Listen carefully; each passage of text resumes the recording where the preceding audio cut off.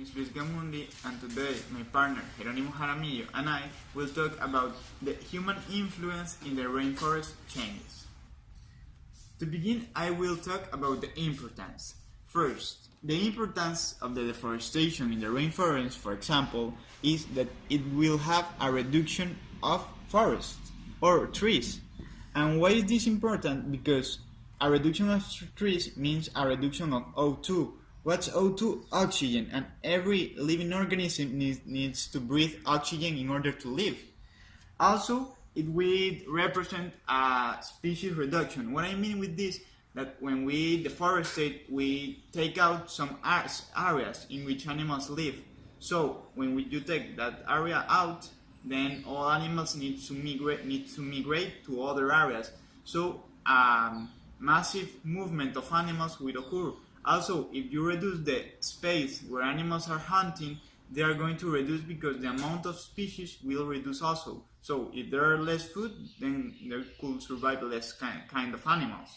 Also, it could happen some irreparable effects. So this means that if we constantly deforestate the same area, at one time it could not reparate itself. So trees will not grow again, as you can see in this image. Next, so why people destroy the rainforest? Here I put 4 main ways why people destroy rainforests. Principles are to cultivate crops, for meat production, for wood, and to build. And here we have a chart. This chart basically is from Monogamy. It's a page where they have interesting information about, for example, rainforest. And here in the graphic, they say that the principal cause is the pastures. So people have for example, cows, and they want to feed these cows, so they take out all trees in order to have this kind of production. Also, for example, are small scale agriculture and in big scale agriculture, that are extensive crops and intensive crops. Here, now I will talk about the consequences. First, the first consequence of deforestation in rainforests, or the human influence that we have, is the reduction of natural areas. What I mean with this, that humans, in order to produce and increase their money, they destroy natural areas. Also, we have visual contamination. Normally when people destroy these areas, they have a lot of trash, and for example the machines they use, they contaminate the visual. Also, for example, some animals like birds are going to fly because they see the machines and they get scared and get out of the area.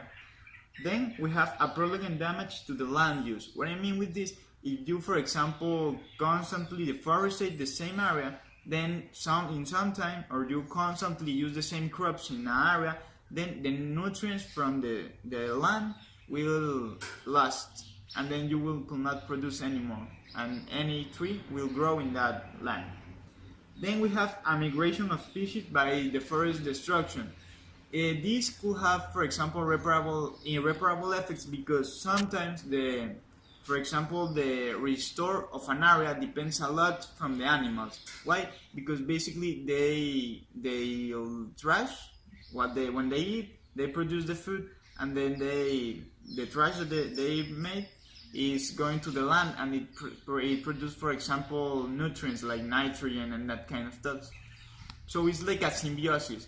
The forests feed animals, and the animals produce their excrements in order to give to the floor nutrients. And the final is the increase of temperature. What I mean with this, that if you have less trees, then you have less evapotranspiration from the plants, and that will increase the temperatures. Also, when you use machines, you produce some gases that destroy the ocean cape. And now my partner Jerónimo Jaramillo will continue. I'm going to talk about some ways to see the climate change and the causes that we are doing in the environment.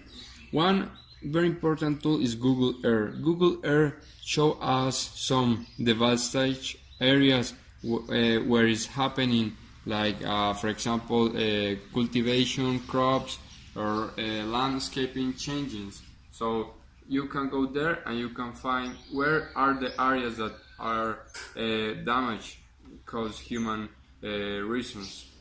Other thing is tourism.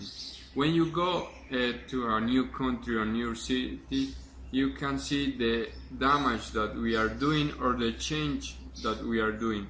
Those change, someone are necessary of, for example, of agriculture, but when we don't have a balance, so we are going to see a bad things. A landscape changes, but in a bad way.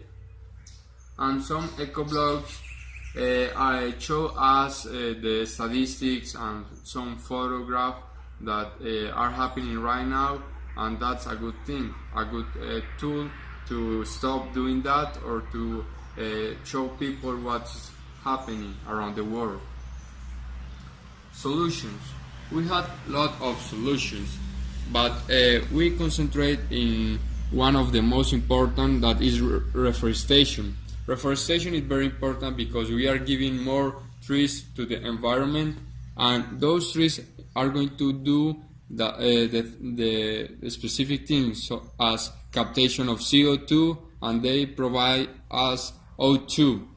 The coexistence is when we have two things and we combine them, as my partner said, like a symbiosis, and they don't kill themselves or they don't affect themselves in a negative aspect. So they live together and develop together.